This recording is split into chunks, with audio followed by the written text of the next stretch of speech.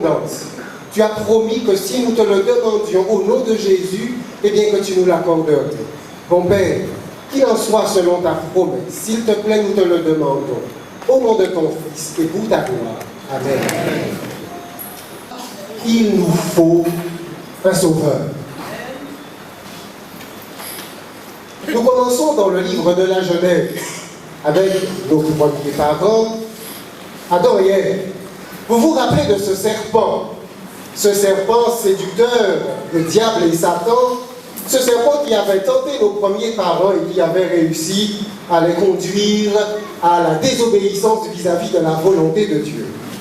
Nous commencerons ici ce soir, dans le livre de la Genèse au chapitre 3 et au verset 6. Rappelez-vous que ce serpent avait incité Ève à toucher de ce fruit et à en manger. Nous sommes donc dans le livre de la Genèse au chapitre 3 et au verset 6. La femme vit que l'arbre était bon à manger et agréable à la vue, et qu'il était précieux pour ouvrir l'intelligence. Elle prit de son fruit et en mangea. Elle en donna aussi à son mari qui était auprès d'elle. Ce verset de la Bible, c'est un verset fondateur. Ève et Adam ont été créés tous deux parfaits, sans péché. Or, voilà ici que nous est décrit le cheminement de ce que la Bible appelle le péché. Séduite par le serpent, Ève voit, donc tout se passe ici, tout se passe dans la tête. Elle voit, elle raisonne, elle considère, elle réfléchit, et elle considère que l'arbre est bon. Elle considère que le fruit est agréable. Elle considère qu'il est précieux. Tout se passe ici. Tout se passe dans la tête. Dieu lui a dit que le fruit de l'arbre n'est pas bon, mais le serpent lui dit qu'il est précieux pour ouvrir l'intelligence. Et alors elle voit, elle considère que le fruit est bon. Après avoir vu, compris et considéré, elle agit. Elle prend de son fruit, elle en mange et elle en donne aussi à son mari qui est près d'elle. Il y a toujours un cheminement avec le péché. Il commence là dans la tête, dans le raisonnement, dans la compréhension, dans l'intelligence. Voyez-vous? Et alors ensuite, le péché touche à la volonté. Et la volonté désire aller dans un sens contraire à la parole de Dieu. L'intelligence voit les choses d'une manière contraire à la volonté de Dieu. Elle incite alors la volonté à décider de manière contraire à la volonté de Dieu. Et ainsi, la volonté, notre pouvoir d'agir et de décider, va agir sur nos organes, va agir sur nos membres. Et alors la volonté commande à la main. L'intelligence devient rebelle à Dieu, la volonté devient rebelle à Dieu, et la volonté commande à la main, qui elle aussi devient rebelle à Dieu. Et la main prend du fruit, le porte à la bouche, qui devient rebelle à Dieu, désobéit à Dieu. Et ensuite, la volonté commande aux pieds, qui eux aussi deviennent rebelles à Dieu, et se dirigent vers l'homme, et lui tend le fruit. Et c'est ainsi que le péché agit au niveau de l'esprit humain, et s'empare de tout l'être entier. Ève est persuadée de bien faire. Son intelligence est obscurcie. Toujours dans le livre de la Genèse, quelques chapitres plus loin, après que nos parents, tous les deux, aient péché, regardez ce que la parole du Seigneur déclare. Voici le livre de la postérité d'Adam.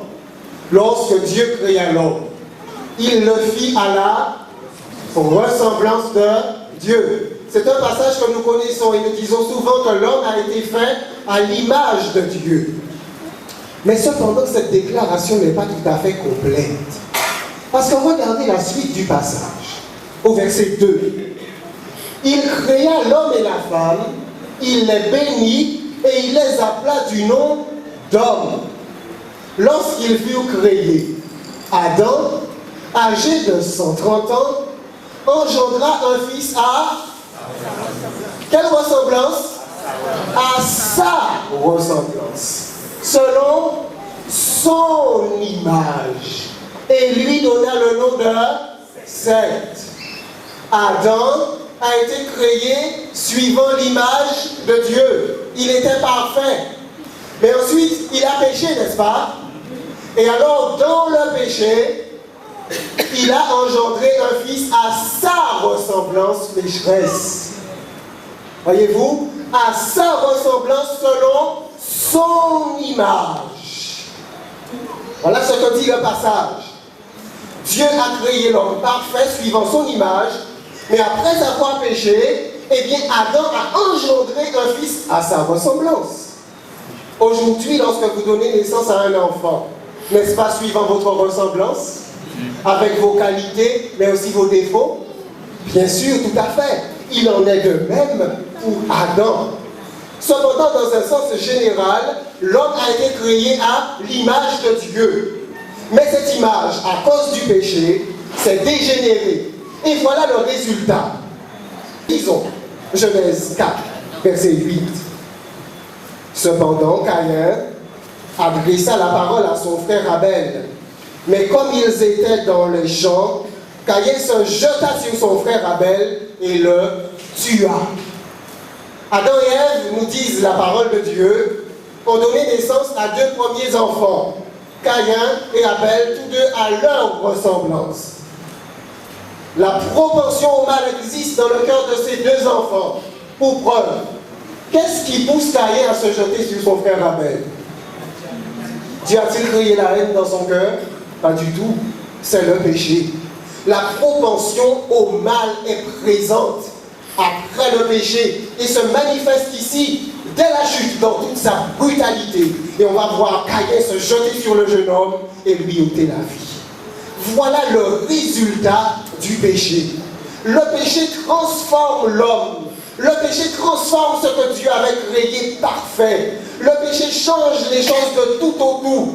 Et dans l'épître aux Romains, l'apôtre Paul déclare en Romains 5, verset 12, c'est pourquoi, comme par un seul homme, le péché est entré dans le monde, et par le péché, la mort. Et qu'ainsi, la mort s'est étendue sur tous les hommes, parce que tous ont péché. Et ainsi, à cause d'un homme, le péché, le principe du péché, s'est étendu sur tous les hommes. Le principe du péché a contaminé la nature humaine, la nature morale, la nature spirituelle et la nature physique de l'homme. Le péché a contaminé même la nature et l'environnement qui nous entoure. Et le péché a entraîné et a engendré avec lui la mort. Et cette mort s'est étendue sur tous les hommes parce que tous ont péché. Le péché, nous dit la parole de Dieu, dans 1 Jean chapitre 4, quiconque pêche transgresse la loi. Et le péché est la transgression de la loi. Regardez ce que dit l'apôtre Jean ici. Quiconque, c'est-à-dire quel que soit l'individu, de quelle que soit sa race, de quelle que soit sa nationalité, de quelle que soit sa religion, qu'il soit adventiste, qu'il soit catholique, témoin de Jéhovah, ou évangélique, ou athée, quiconque est-il écrit, quiconque pêche, transgresse la loi. Et le péché est la transgression de la loi. La loi, ou les commandements, la loi c'est la volonté révélée de Dieu. Volonté écrite, adaptée aux êtres humains. Donc, péché, c'est transgresser cette volonté de Dieu, transgresser le désir de Dieu adressé aux hommes. Péché, c'est vivre en foulant la loi de Dieu, en la mettant à côté. Parce que la volonté de Dieu est exprimée dans sa loi. Prenons un exemple. Dieu est l'auteur de la vie. Dieu est lui-même vie. Dieu aime la vie. Il déteste la mort. Il n'est pas le créateur de la mort. C'est parce qu'il aime la vie qu'il dira « Tu ne tueras point ». Ainsi donc, Ce commandement est simplement la transmission par écrit de ce que Dieu est. Dieu est vie. Voilà pourquoi il dit « tu ne tueras pas ». En d'autres termes, par tout moyen, tu promouvras la vie. Chacun des commandements est la transcription du caractère de Dieu. C'est le caractère de Dieu mis par écrit. Ainsi donc, le péché qui est la transgression de cette volonté de Dieu, eh bien, va se manifester par la transgression de la loi. Ainsi, le principe du péché, le péché lui-même, est une manifestation complètement contraire et ennemie et opposée à Dieu. Jusqu'au déluge, quand ce principe va s'amplifier, nous étions avec les deux premiers enfants d'Adam et d'Ève. Maintenant, en Genèse 6, versets 5 à 6, la parole de Dieu nous déclare « L'Éternel vit que la méchanceté des hommes était grande sur la terre, et que toutes les pensées de leur cœur se portaient chaque jour uniquement vers le mal. L'Éternel se repentit d'avoir fait l'homme sur la terre, et il fut affligé en son cœur. » Voilà le résultat du péché. Dieu voit. Dieu voit quoi? Il voit que la méchanceté des hommes est grande sur la terre, et que toutes les pensées de leur cœur se portent. On appelle ça les propensions, c'est-à-dire les tendances. Toutes les tendances, chaque jour, se dirigent uniquement vers le mal. Et alors Dieu est complètement affligé. Il se repent d'avoir fait l'homme sur la terre et il est affligé en son cœur. Toujours Genèse, chapitre 6, versets 11 et 12.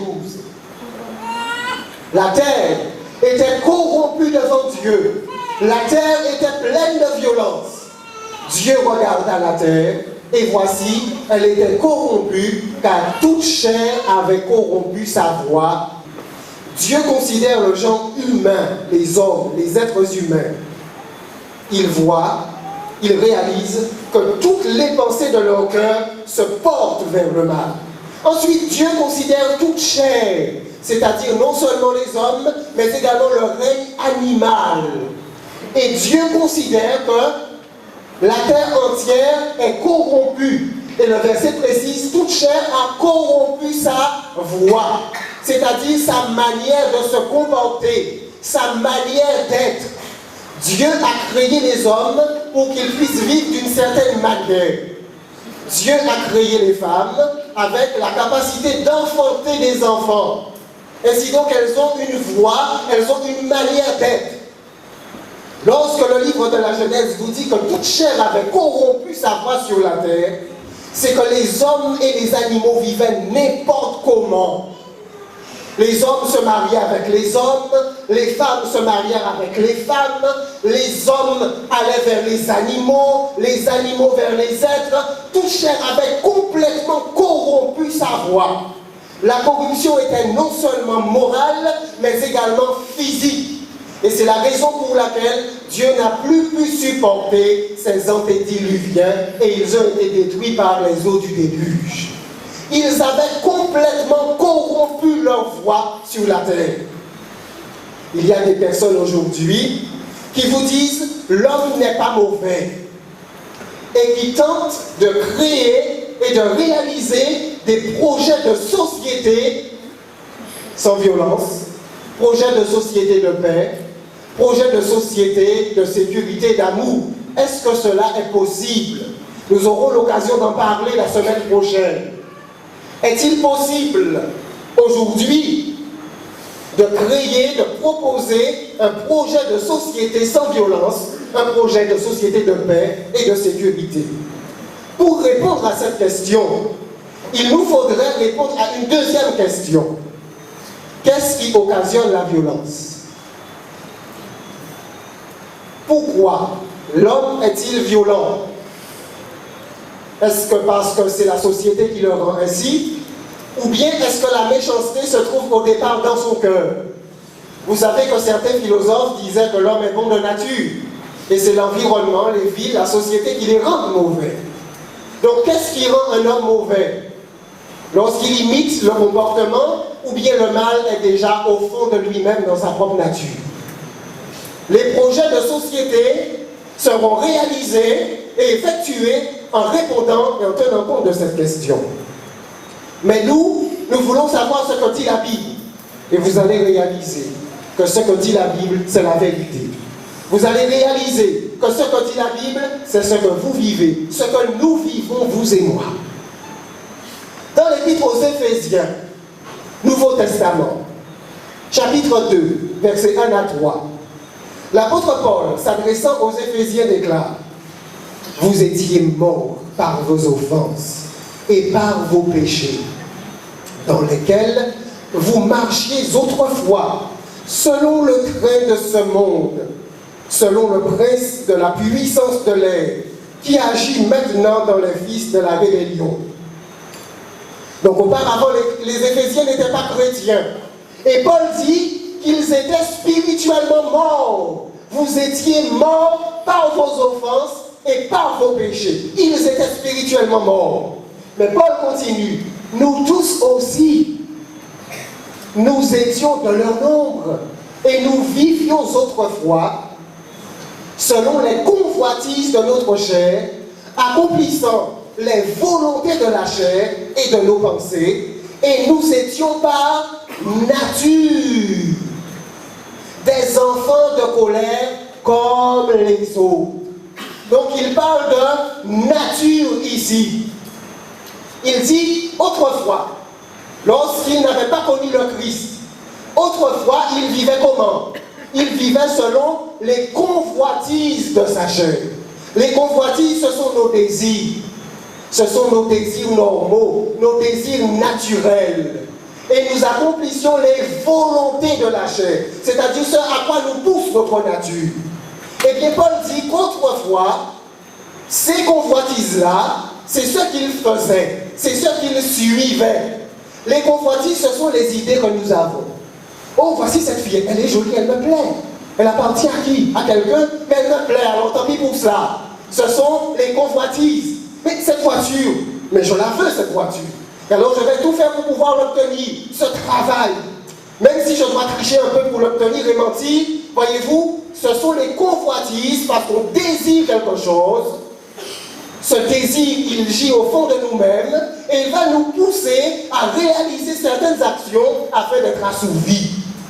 Paul dit, nous vivions autrefois selon les convoitises de notre chair, accomplissant les volontés de la chair et de nos pensées, et nous étions par nature des enfants de colère comme les autres.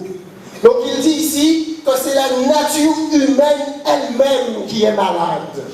La nature humaine qui a des désirs qui sont contraires à la volonté de Dieu. Et d'ailleurs il le dit de manière claire en Romains chapitre 8 et au verset 7. Il dit car l'affection de la chair est inimitié contre Dieu, parce qu'elle ne se soumet pas à la loi de Dieu et qu'elle ne le peut même pas. Qu'est-ce que cela veut dire? L'affection de la chair, c'est-à-dire ce que la chair aime, ce en quoi elle prend plaisir. L'affection de la chair est inimitié contre Dieu. C'est ennemi de Dieu. Pourquoi? Parce qu'elle ne se soumet pas à la loi de Dieu. Et d'ailleurs, elle ne le peut même pas. Allez demander à tous les jeunes de la Martinique de venir nous écouter ce soir. Ils vont vous dire, ah, moi j'ai mes affaires à faire. Si vous faites ça pendant la période du carnaval, ce qui les intéresse, c'est Vaval, n'est-ce pas? Parce que leur désir, ce qu'ils aiment, eh bien, ce n'est pas la parole de Dieu. Pour beaucoup d'entre vous, rappelez-vous de votre passé. Lorsque vous viviez sans Dieu, vous aimiez aller en boîte de nuit, vous aimiez danser, vous aimiez vivre la vie du monde, n'est-ce pas vrai? Mais oui, c'est la vérité. Mais le Seigneur a fait un miracle dans votre vie. Et c'est lui qui vous a transformé, il vous a changé, et il vous a transformé. Et c'est lui qui réalise cela. Mais si Dieu ne réalise pas cela, eh bien, ce que nous aimons, c'est fait à faire nous. N'est-ce pas vrai? Moi aussi, c'était pareil pour moi. Je suis né dans l'église adventiste, mes parents étaient des adventistes. Mon père était un homme très engagé dans l'église. Mais moi, je n'étais pas aussi engagé que lui. Et j'aimais les mariages. Parce que dans les mariages, je pouvais danser avec les filles. Mais oui, parce que c'est ce que la chair demandait. Plus de filles, plus de frivolité, plus de plaisir. N'est-ce pas vrai, les jeunes? Mais c'est la vérité. Et on ne se cache pas les choses. C'est la vérité. C'est ce que la chair aime. L'affection de la chair est inimitié contre Dieu. Et tous nous sommes différents. Pour certains, la chair aime l'argent. On en veut toujours plus. Vous voyez? Et ça s'amoncelle. Ainsi de suite. Elle est en inimitié contre Dieu parce qu'elle ne se soumet pas à la loi de Dieu et parce qu'elle ne le peut même pas. Ce même apôtre, au chapitre 7, déclare: ce qui est bon, je le sais, n'habite pas en moi, c'est-à-dire dans ma chair. J'ai la volonté, mais non le pouvoir de faire le bien. Car je ne fais pas le bien que je veux, et je fais le mal que je ne veux pas. Voilà ce qu'il dit de lui-même. Il donne son expérience. Ce qui est bon, je le sais, n'habite pas en moi. Parce qu'il sait que les tendances profondes s'orientent vers le mal. Les puissantes propensions au mal sont plus fortes que la volonté de réaliser le bien. Mais oui, mesdames et messieurs, c'est ce que l'humanité vit tous les jours. C'est ce que l'humanité vit et voit tous les jours. Tous les drames, tous les conflits qui se produisent ne font qu'affirmer cette vérité. Combien de personnes dans des accès de colère ne se contrôlent pas et se retrouvent à la gendarmerie, n'est-ce pas vrai? Eh bien oui, parfois on se dit: pété, pardonnez, il m'a fait trop de mal, je ne pourrai pas, je ne pourrai pas. Et la colère, on sent la rancune. Voyez-vous, d'où ça vient? Pourquoi on est comme ça?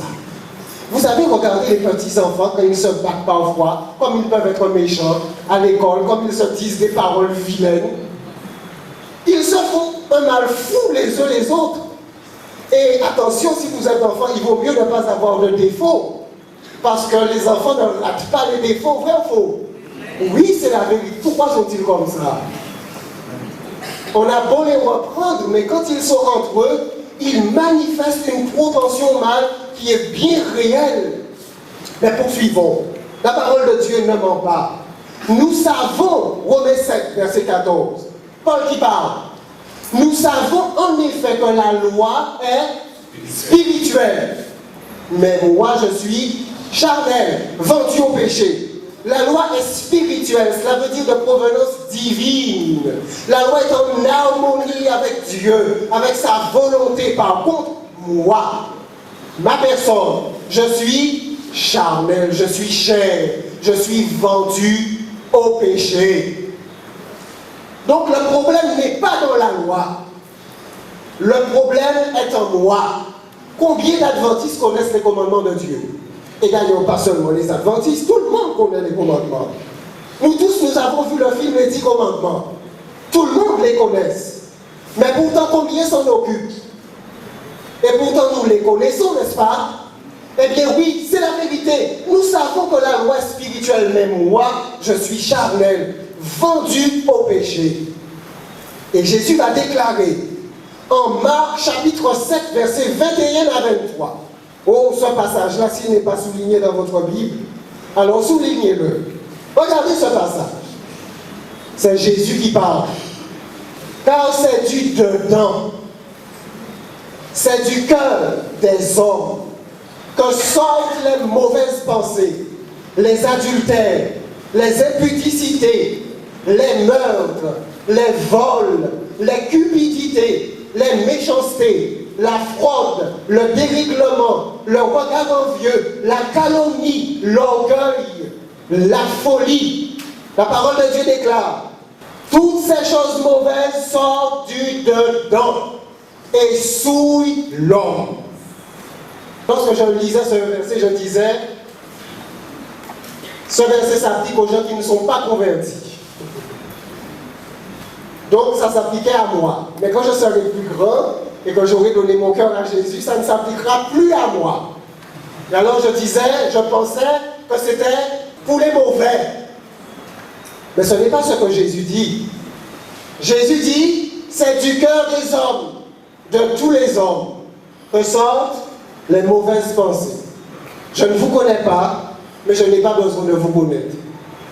Tout ce que Jésus dit là, c'est vrai sur vous. Tout ce que Jésus dit là, c'est aussi vrai sur moi.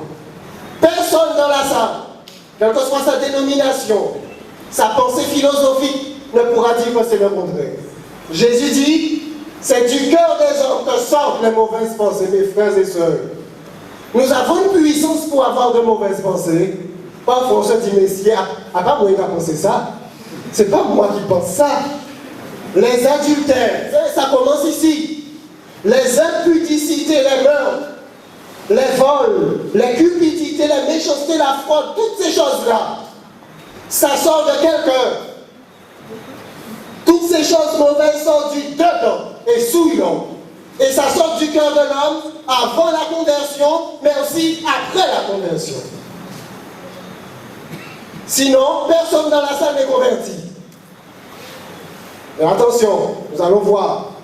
Après la conversion, par la puissance de son Saint-Esprit, le Seigneur contient les mauvaises propensions, afin qu'elles ne prennent pas le dessus. Afin, comme l'apôtre Paul dit, le péché n'aura pas de pouvoir sur vous. Amen. Mais il est là. Olivier, vous allez laisser monsieur faire ça alors. Olivier, vous allez laisser monsieur dire une parole là, ça. Rentrez derrière monsieur. Vous croyez que je ne suis pas un être humain comme vous? Et alors je dis, Seigneur, non. Aide-moi, Seigneur. Aide-moi à ne pas m'emporter. Mais pourquoi ça vient dans mon cœur? Parce que je suis un être humain normal. Nous sommes des êtres humains normaux. Il n'y a pas d'exception. Et nous avons besoin d'un sauveur. Nous avons besoin d'une aide extérieure. C'est la nature humaine qui est ainsi. La nature humaine est malade. Et la nature humaine a un problème qui est terriblement profond. Et c'est Dieu qui contient les mauvaises propensions de l'être humain. Mais nous devons savoir que dans les derniers temps, peu à peu, l'Esprit du Seigneur se retirera sur la terre. Et c'est la raison pour laquelle l'apôtre déclare, sache dans l'épître au Timothée, 2 Timothée chapitre 3, versets 1 à 5, sache que dans les derniers jours, il y aura des temps difficiles, car les hommes seront égoïstes, amis de l'argent, fanfarons, hautains, blasphémateurs, rebelles à leurs parents, ingrats, irréligieux, insensibles, déloyaux, calomniateurs, intempérants, cruels, ennemis des gens de bien, traîtres, emportés, enflés d'orgueil, aimant le plaisir plus que Dieu, ayant l'apparence de la piété, mais reniant ce qui en fait la force. Éloigne-toi de ces hommes-là. Oh, mesdames et messieurs, c'est ce que nous voyons aujourd'hui. Toutes ces choses sont la manifestation de la transgression de la loi de Dieu, loi bonne. Quiconque pêche transgresse la loi, et le péché est la transgression de la loi. Maintenant, avant de parler du Sauveur, le Seigneur Jésus déclare en Apocalypse 22, verset 12, « Voici je viens bientôt, et ma rétribution est avec moi, pour rendre à chacun selon ce qu'est son œuvre. » Le Seigneur va châtier le mal. Il ne peut en être autrement, parce qu'il est un Dieu absolument juste, absolument droit, absolument intègre. Dans les petits prophètes, en Sophonie chapitre 1, verset 12, il est écrit, dans le temps où le Seigneur reviendra, en ce temps-là je fouillerai Jérusalem avec des lampes, et je châtierai les hommes qui reposent sur leur lit, et qui disent dans leur cœur, l'Éternel ne fait ni bien ni mal. Bon Dieu pas fait ni bien ni mal, il peut faire ça nous voulez. Eh bien, en ce temps-là, le Seigneur agira et le Seigneur interviendra. C'est ce que dit la Bible. La Bible dit encore, en Malachie chapitre 3, verset 5, « Je m'approcherai de vous pour le jugement, et je me hâterai de témoigner contre les enchanteurs et les adultères, contre ceux qui jurent faussement, contre ceux qui retiennent le salaire du mercenaire, qui oppriment la veuve et l'orphelin, qui font tort à l'étranger et ne me craignent pas, dit l'Éternel des armées. Donc Dieu va rétribuer le mal. Un autre passage. 1 Corinthiens chapitre 6, verset 9 à 10. Ne savez-vous pas que les injustes n'hériteront point le royaume de Dieu? Ne vous y trompez pas. Ni les impudiques, ni les idolâtres, ni les adultères, ni les efféminés, ni les infâmes, ni les voleurs, ni les cupides, ni les ivrognes, ni les outrageux, ni les ravisseurs n'hériteront le royaume de Dieu. Mesdames et messieurs, la parole de Dieu dit la vérité. Si vous rencontrez un pasteur, si vous rencontrez un prêtre, si vous rencontrez un homme d'église qui ose vous dire quelque chose de différent que ce que dit la parole de Dieu, vous devez dire que cet homme n'est pas dans la vérité. Il n'est pas dans la vérité. Parce que la parole de Dieu ne saurait jamais mentir. Et nous allons voir pourquoi. Autre passage, montrant et manifestant que le Seigneur va châtier le mal. Mais pour les lâches, Apocalypse 21, dernier livre de la Bible, apôtre Jean, Apocalypse 21, verset 8. Mais pour les lâches, les incrédules, les abominables, les meurtriers, les impudiques, les enchanteurs, sorciers et compagnie, les idolâtres et tous les menteurs, leur part sera dans les temps ardents de feu et de soufre, ce qui est la seconde mort. Voilà ce que la parole de Dieu déclare. Chers jeunes, prenez la parole de Dieu au sérieux. Mesdames et messieurs, prenez la parole de Dieu au sérieux. La parole de Dieu ne saurait jamais mentir. Voilà pourquoi, partout dans toutes les Écritures, Dieu ne cesse d'appeler les hommes à revenir à lui, à se repentir. Si le péché ne devait pas être châtié, nous n'aurions pas besoin de nous repentir. Nous pourrions être sauvés comme nous le voulons. Mais la parole de Dieu déclare, Ézéchiel 18, verset 30 à 32. Revenez, Dieu s'adresse à son peuple Israël. Revenez et détournez-vous de toutes vos transgressions, afin que l'iniquité ne cause pas votre ruine. Rejetez loin de vous toutes les transgressions par lesquelles vous avez péché. Faites-vous un cœur nouveau et un esprit nouveau. Pourquoi mourriez-vous, maison d'Israël? Car je ne désire pas la mort de celui qui meurt, dit le Seigneur l'Éternel. Convertissez-vous donc et vivez. Amen. Voilà le message de la Bible. Voilà le message véritable de la Bible. Mais laissez-moi vous dire qu'à la fin des temps, les hommes ne voudront pas entendre cela. Ils vont se donner des pasteurs.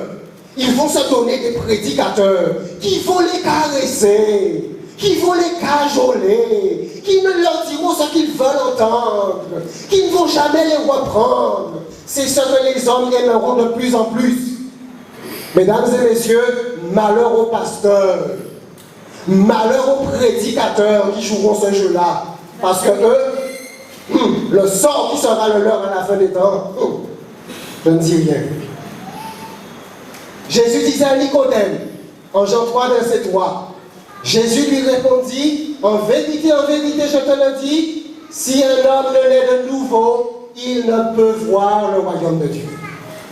Et alors, lorsque j'étais un adolescent comme vous, j'avais vers 16-17 ans, j'ai commencé à prendre les choses au sérieux, j'ai lu, j'ai entendu des discours comme ça, j'ai commencé à baisser la tête. Alors j'ai commencé à voir ce genre de passage. Et j'entendais les prédicateurs qui disaient, si un homme ne naît de nouveau. Et alors j'ai compris que je devais naître entièrement de nouveau. J'ai lu la parole de Dieu. Jésus répondit, en vérité, je te le dis, si un homme ne naît d'eau et d'esprit, il ne peut entrer dans le royaume de Dieu. Il nous faut naître entièrement. Il faut une nature entièrement renouvelée, une nature entièrement recréée, entièrement transformée. Et comment cela peut-il être possible? Comment cela peut-il être possible? La Bible fait mention d'un homme extraordinaire, un homme de Dieu, un homme que j'admire. Il s'agit du roi David. cet homme-là était arrivé au paroxysme de la vie spirituelle. Vous pouvez trouver cela dans le livre de Samuel. Au moment où il voulait construire un temple pour Dieu. C'était le niveau le plus haut où il pouvait arriver. Quelques chapitres après, du haut de son toit, il voit une magnifique femme qui se baigne nue. Et alors il ne résiste pas à la séduction. Il fait assassiner le mari de cette femme. Il prend cette femme, il couche avec elle et il a un enfant avec cette femme. C'est abominable, un homme de Dieu, oint par Dieu de l'Esprit de Dieu. Et alors il vit tranquillement. Et le temps passe, la femme met au monde l'enfant. Et alors Dieu envoie un prophète Nathan afin de réprimander David. Une parole dure, terrible. Lorsque David écoute cette parole, il baisse la tête. Il dit oui, je suis cet homme-là. Et alors c'est à cette occasion qu'il va écrire le psaume 51 que nous allons lire ensemble. Ô Dieu, aie pitié de moi dans ta bonté. Regardez ce que Dieu fait. Efface. Qui efface? C'est Dieu qui efface. Efface, Seigneur, mes péchés. Efface, Seigneur. Lave-moi, Seigneur, complètement de mon iniquité. Purifie-moi, Seigneur, de mon péché. Car je reconnais. Voilà ma part. Je reconnais, Seigneur. Je reconnais mes transgressions. Je reconnais mes péchés. Je reconnais la loi transgressée. Voici la part de l'homme. L'homme doit reconnaître ce qu'il est. L'homme doit reconnaître ce qu'il a fait. L'homme doit reconnaître son péché. Et ensuite se tourner vers Dieu. Seigneur, efface. Lave, agis. Purifie, Seigneur, pour mon être entier. Et David continue. Il poursuit. J'ai péché contre toi seul. Et j'ai fait ce qui est mal à tes yeux. Il ne se cache pas. J'ai péché. C'est ce qu'on appelle se confesser. Se confesser à Dieu, c'est avouer en toute sincérité. Il dit, j'ai péché contre toi seul et j'ai fait ce qui est mal à tes yeux. En sorte que tu seras juste dans ta sentence, sans reproche dans ton jugement. Il poursuit. Voici, je suis né dans l'iniquité. Et ma mère m'a conçu dans le péché. Ma nature, c'est une nature de péché. C'est ce qu'il est en train de dire. Je suis né dans l'iniquité. Ma mère, c'est dans le péché qu'elle m'a conçu. Mais toi, tu veux que la vérité, la justice, la droiture soient au fond du cœur. Mais Seigneur, fais-le toi-même. Fais donc pénétrer la sagesse au-dedans de moi. Purifie-moi avec l'hysope et je serai pur. Lave-moi et je serai plus blanc que la neige. Voyez-vous, il confesse, il reconnaît ce qu'il est. Il reconnaît ce qu'il est. Un frère tout à l'heure me disait que je ne ressemble pas à un pasteur et que je suis très simple. Eh bien parce que j'ai compris ça. J'ai compris ça. Voici ce que je suis. Je suis né dans l'iniquité. Et chaque soir, je dis Seigneur, je ne mérite rien. Purifie-moi, lave-moi. Sauve Olivier. Garde Olivier avec toi. Transforme Olivier. Mets ton esprit en moi. Chaque soir, je le dis. Et je suis à genoux devant le Seigneur. Petit, je n'ai pas besoin d'être grand. Que le Seigneur soit élevé. Seigneur, agis, fais donc pénétrer ta sagesse, purifie-moi avec l'hysope et je serai pur. Détourne ton regard de mes péchés, efface toutes mes iniquités, ô Dieu. Et regardez ce qu'il dit. Crée en moi un cœur pur, renouvelle en moi. C'est constant, c'est continuel. Renouvelle en moi un esprit bien disposé. Vous savez ce que cela veut dire? Ça veut dire qu'il désire avoir un esprit qui soit continuellement tourné vers les choses de Dieu. Alors qu'il demande à Dieu de le réaliser en lui. Renouvelle en moi un esprit bien disposé. Ne me rejette pas loin de ta face et ne me retire pas ton Esprit Saint. Voilà un homme qui était dans le péché, que le Seigneur a repris, que le Seigneur a réprimandé, que le Seigneur a appelé à la repentance et qui a baissé la tête, qui a reconnu et qui s'est confessé. Oh, nous devons nous confesser. Voilà où est notre force. Voilà où est notre puissance.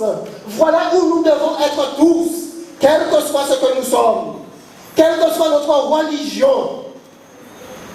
L'apôtre Jean déclare en 1 Jean chapitre 1 verset 9, si nous confessons nos péchés, il est fidèle et juste pour nous les pardonner et pour nous purifier de toute iniquité. Mais nous devons les confesser, les avouer. Savez-vous comment? Le péché, c'est la transgression de la loi. Sans loi, il n'y a pas de péché. Considérez la loi de Dieu. Et alors, voyez votre vie, comparez-la avec la loi de Dieu. Et là où vous avez péché, dites Seigneur, pardonne-moi. J'ai été un mauvais mari. J'ai été une mauvaise épouse. J'ai été méchant. Je n'ai pas été un bon enfant. Je n'ai pas honoré mes parents. Pardonne-moi, Seigneur. Et la parole de Dieu nous dit, nous promet, si nous confessons nos péchés, quel que soit l'individu, mesdames et messieurs, peut-être ce soir vous venez pour la première fois. Ce n'est pas un homme qui parle, c'est la parole de Dieu qui parle. Et Dieu vous dit, qui que vous soyez, si vous confessez vos péchés, si en sincérité vous avouez à Dieu, vous reconnaissez ce que vous êtes, Dieu vous dit, il est fidèle, il est juste pour vous pardonner, pour vous purifier de toute iniquité. Chers jeunes, c'est valable pour vous. Chers adultes, chers parents, chères personnes âgées, tout péché peut être pardonné, toute erreur commise peut être lavée, peut être purifiée en Jésus. Nul ne doit sortir de cette salle avec la culpabilité. Il suffit de venir au Seigneur, d'apporter au Seigneur, de confesser au Seigneur tout ce que l'on a fait. Peut-être vous allez dire, oui, le Seigneur va pardonner Pierre, mais pas moi. Il va pardonner Paul, mais mon offense est trop grande. Regardez ce que Dieu dit. Si nous confessons nos péchés, il est fidèle et juste pour nous les pardonner. Et pour nous purifier de combien d'iniquités? Toute iniquité. Toute iniquité. Pourquoi? Car, lisons-nous en Luc chapitre 19, verset 10. Car le Fils de l'homme est venu chercher et sauver ceux qui étaient perdus. Nous étions perdus. Nous étions perdus dans notre vie loin de Dieu, dans notre vie de péché. Et Dieu, qui sait qu'il va châtier bientôt le mal, a envoyé son Fils afin de venir nous chercher avant qu'il ne soit trop tard. Oui, Dieu a envoyé son Fils afin qu'il vienne chercher et sauver ceux qui étaient perdus. Jean déclare, en Jean chapitre 1, verset 29, alors qu'il voit Jésus, lorsqu'il vit Jésus, le lendemain il vit Jésus venant à lui et il dit, voici l'agneau de Dieu qui ôte le péché du monde. Voici l'agneau de Dieu. Il pointe du doigt Jésus et il dit, voici l'agneau de Dieu qui ôte le péché du monde.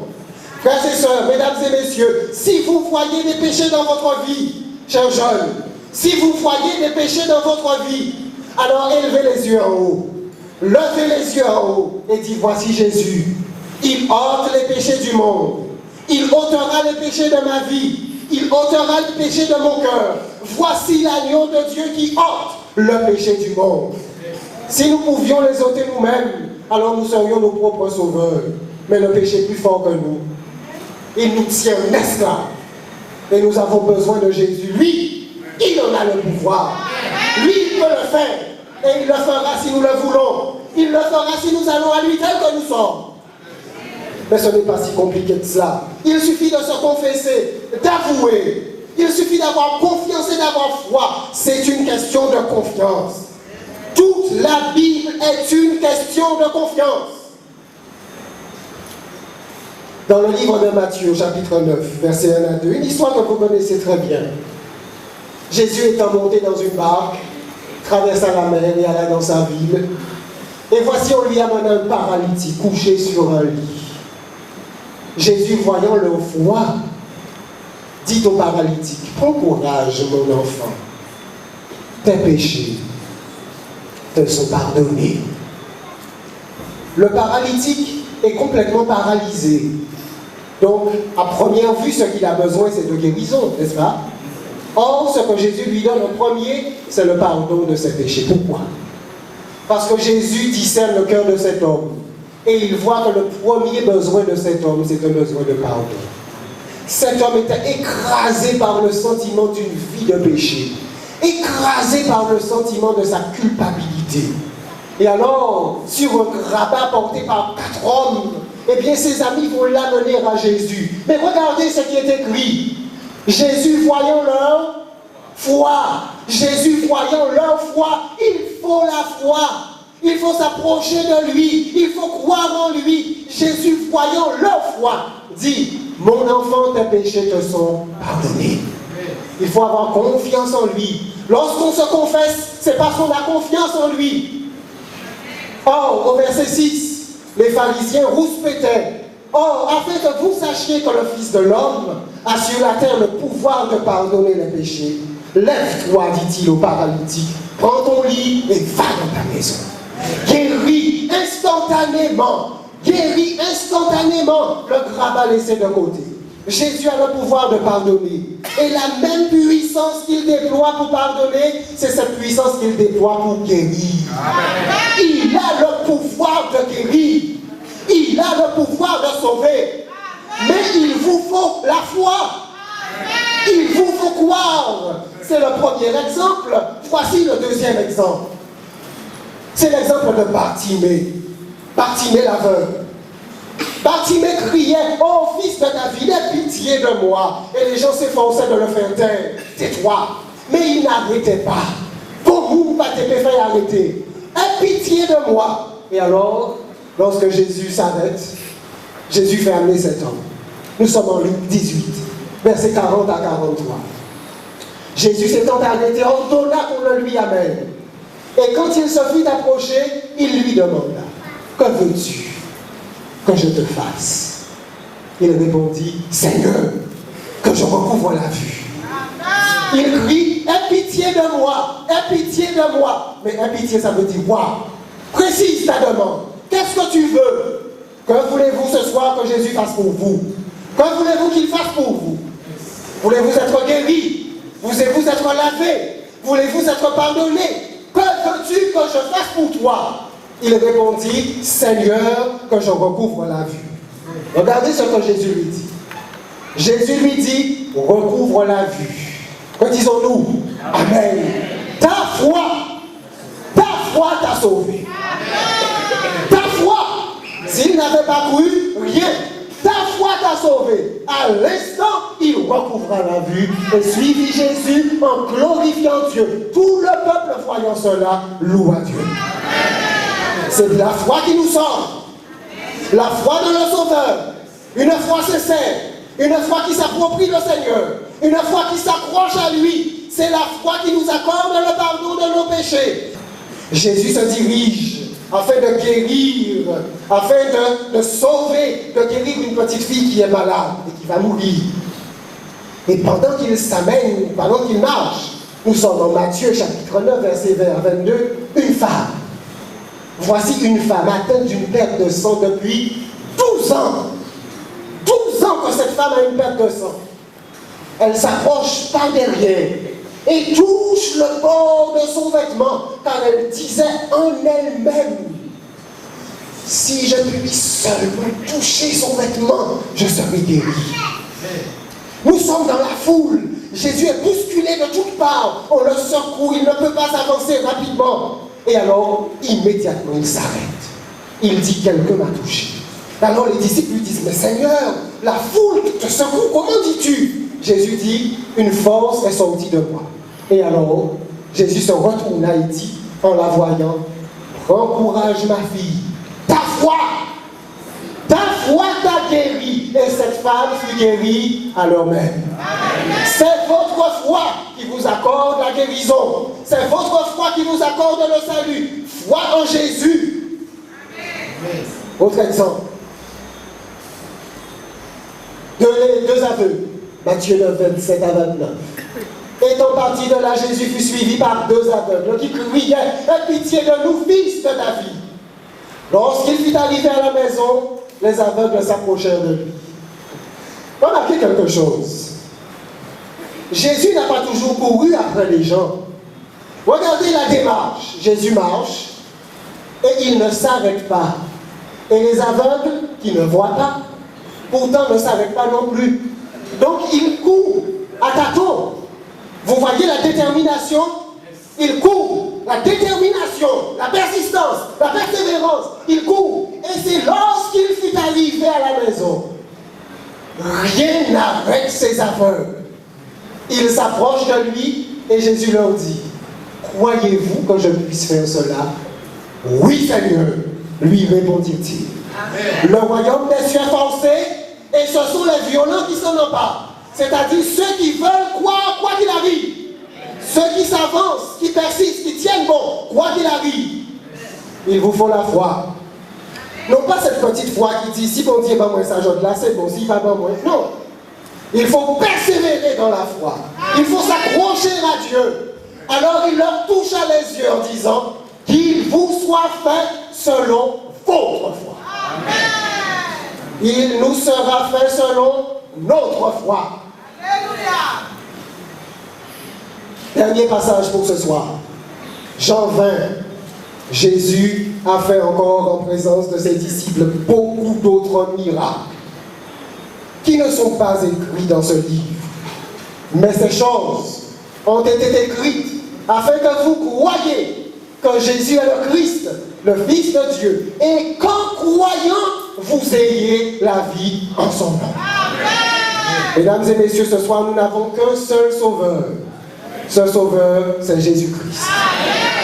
Il est puissant, il est fort, il est grand, il est glorieux. Il peut aider tout un chacun. Il ne déçoit jamais. Mais il faut croire en lui.